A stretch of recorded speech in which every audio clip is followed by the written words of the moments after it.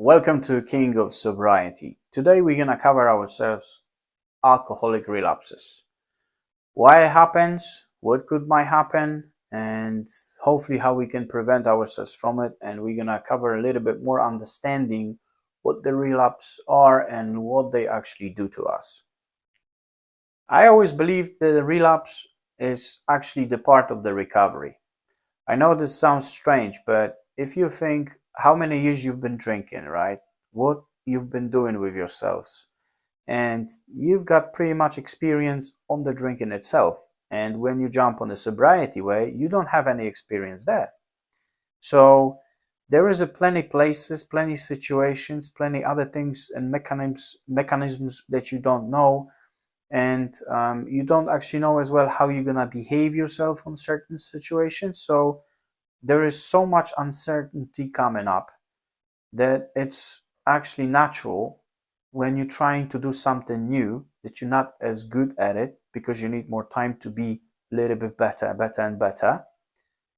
So it's okay with failing. I'm not talking that the relapse after relapse after relapse after relapse is something you're looking for, but I would say it's very difficult to find anyone who tried the sobriety road path and went completely nice without any hiccups on the way. I don't truly believe in that. Maybe there's some people can achieve that, but I think will be very, very low percentage of people which they've been able to do that. One of the things will be alcohol exposure. I mean, it doesn't have to be that someone gives you alcohol in that perspective, like offering, which that could happen as well. And then you will see the bottle of something somewhere, and automatically you start having some flashbacks, some memories which is involved in that. I mean, you can imagine for so many years you've been sitting in this, so there is some kind of a connection you cannot deny. Come on, let's go, we've been there, right?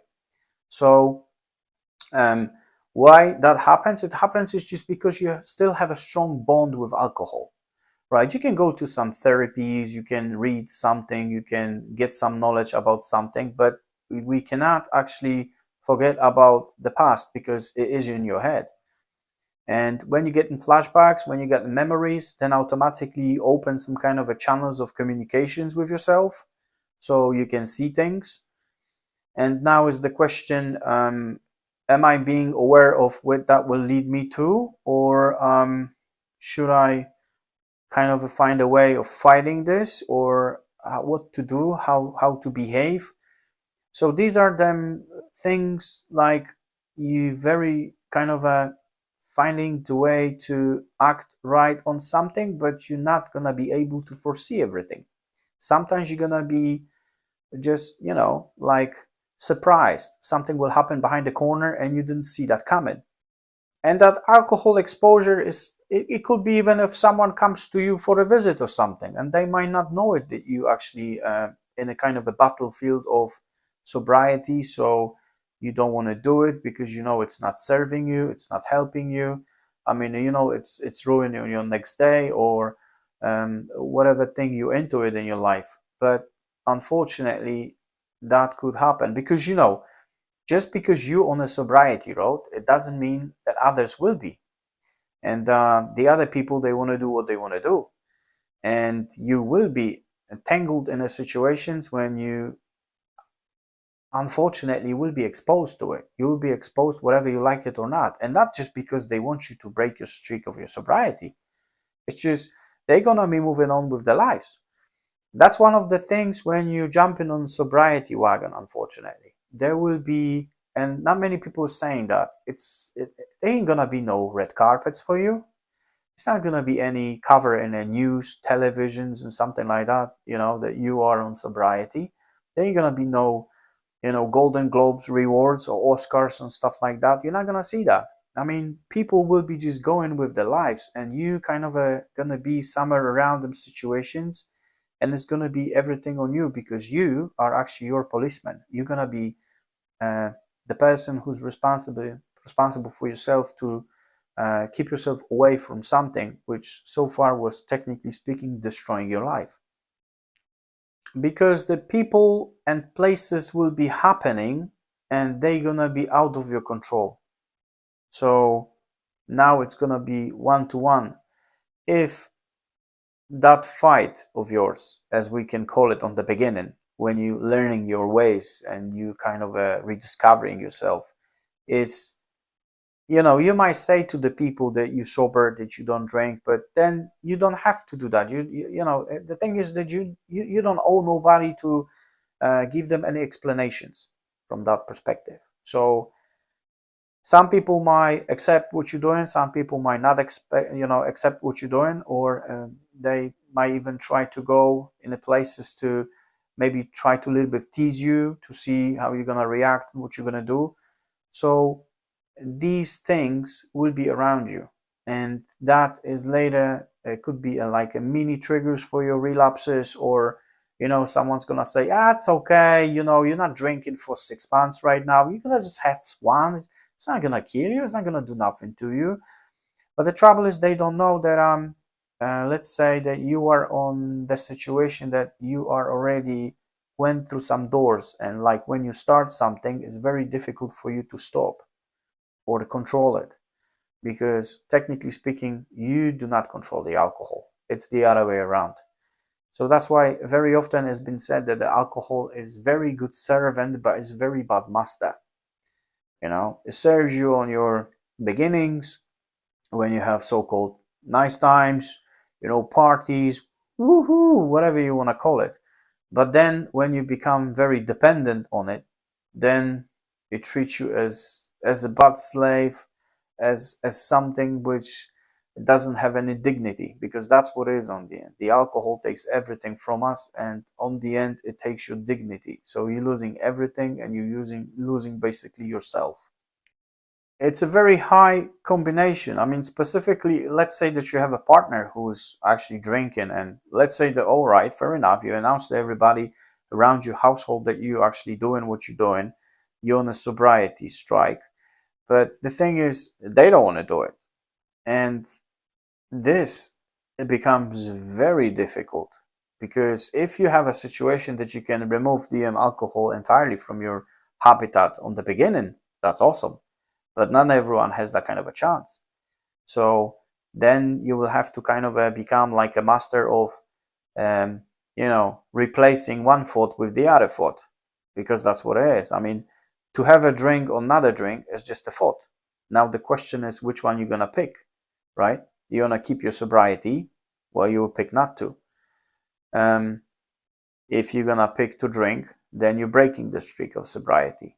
So, and the outcome probably in some places will be even worse, because many people, they have problem later to come back on sobriety. So let's say you're gonna have 5.5 months of cleanup, you will go nicely, and then you will decide to have one, which we know it's not gonna stop at one. And then let's say for the next year, you're gonna be continue drinking, but trying to set up yourself in the head that, okay, I'm gonna finally stop. I'm planning for this date or that date, but it could go even for the year or two before you decide finally, okay, I got to do something with it and going back on a sobriety road. That's not an easy piece of bread. Sobriety gives you the time of being well. Now, again, the time you're doing it, the longer you're staying off, you start feeling stronger and stronger, which is great. But sometimes we kind of start lying to ourselves. What if I could do in moderation? No, you can't. You already passed the door. You already passed, the place when you are unable to go back. If you've been a toddler once and now you're a teenager, you're never going to be a toddler again. Now, when you're grown up, you never go back as a teenager, and so on and so on. So you're never going to be able to moderate. It's just because you pass that door when you start, let's say, drinking, and you don't know where to stop, the moderation won't work. It's just because of your addiction right now. So it is funny, because it might be like that if you don't touch, you probably could go 40-50 years without drinking, but you decide at least one drink and then automatically you back to where you've been. Or even you will see, even if you're going to be able to moderate, it's going to be probably happening within the short distance of time, and later you're gonna be back on whatever you've been, or even more. So you're gonna find yourself like, hold on a sec, how is that working? So I've been 6 months nothing. I could go without anything, and then when I'm back on it, then it happens to be that I'm having problem to go back to zero again. That's how does it work. This is one of the it's just like we at some point becoming very big and very good at deception. We lying to ourselves, we try to lie to others just to justify drinking itself. So you can't go back, it's impossible. You may try, but many people tried and many people failed. Another trigger for relapses, that would be like happenings, right? Because we're gonna have those events happening through the year. And as I said already, I mean, just because you jump on the sobriety, the rest of the world, they don't give a, they're gonna do what they do, and if you're there, then you're there. If you're not, then no one's gonna be missing you. So birthdays, business parties or Christmas parties, or for instance, some kind of a Christmas hampers, let's say, from your place of work, which very often they filled up with some alcohol. So these are as well the triggers when they make you relapse, unfortunately, because that all creates again that alcohol exposure. So as you can see, so far when you are like a person who's drinking, you don't care. There is all the alcohol, all the world is around you, and you don't really care about it. But once when you're on the sobriety, you kind of exposed everywhere, afraid that you're gonna touch it. It's like starts having second thoughts in your head.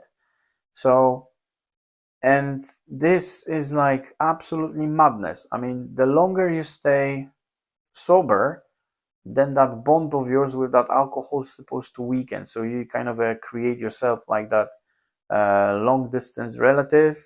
If you don't see it for a very long time, you don't have kind of strong feelings toward it. You recognize it, but it's no big cry about it. But when you have a very close relationship with something, then that creates that big bond, which is very difficult to break. And that's how your addiction works. Only thing you have to remember with them relapses of yours, all the time you did as a sober time is yours. No one cannot take that away from you. It's not wasted time. It's the time when you could see the difference, how your sober life kind of looks like, and definitely looks way, way better than the drunk life, and you know it. So that's why it's very important to go back, even when it was some kind of a relapse. Just go back quickly on as fast as you can on the sober road. It's just because that memory and the feeling of being sober is not becoming some kind of a far away nostalgic distance. It's just becoming something real. So that is kind of a like hope of yours. And as I said already, I mean, there's not many people they can jump on a sober life and go to the rest of their lives without drinking, because they managed to get some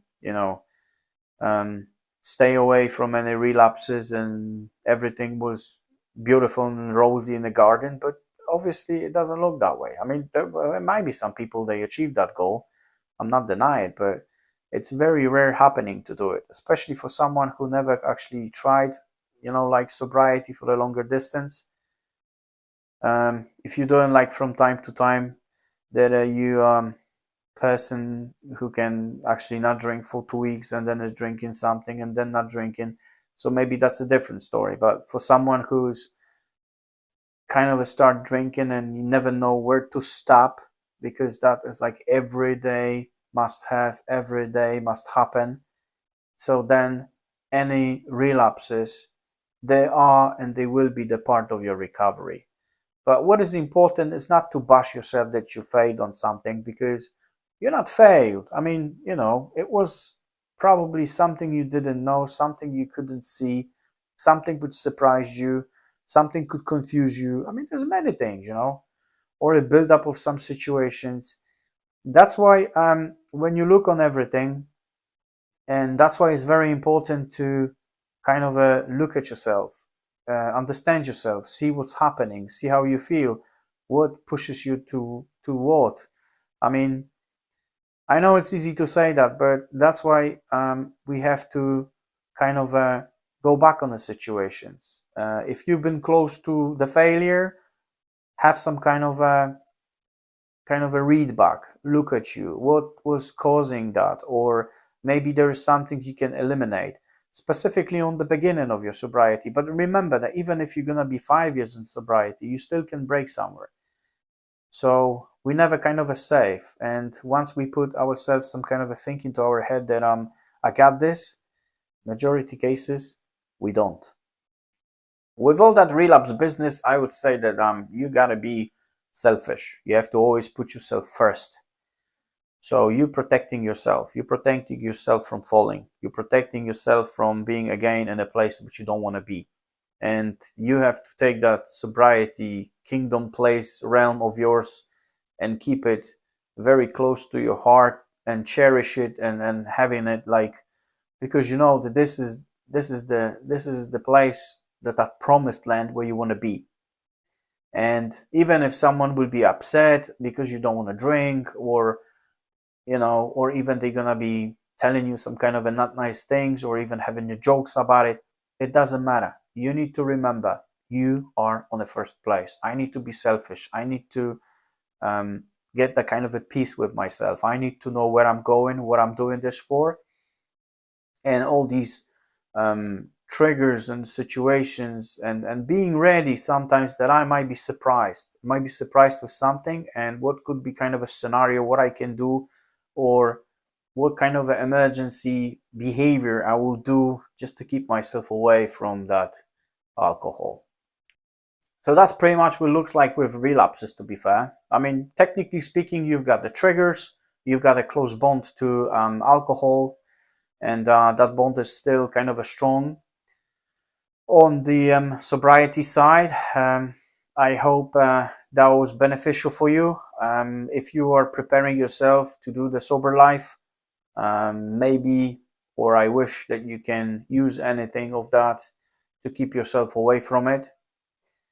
And remember, you can be king or a queen of sobriety yourself. I believe in you. All right. Probably I believe in you more than you believe in yourself, because if anybody can do it, then you can do it. You don't know how long it's going to take, but time is not relevant right now, because every one of us has a different stories, different backgrounds, different, exercises, I would say, with that alcohol as a substance. So if you are interested with more, then you know what to do, and I shall see you in next one. Take care of yourself and have a sober afternoon.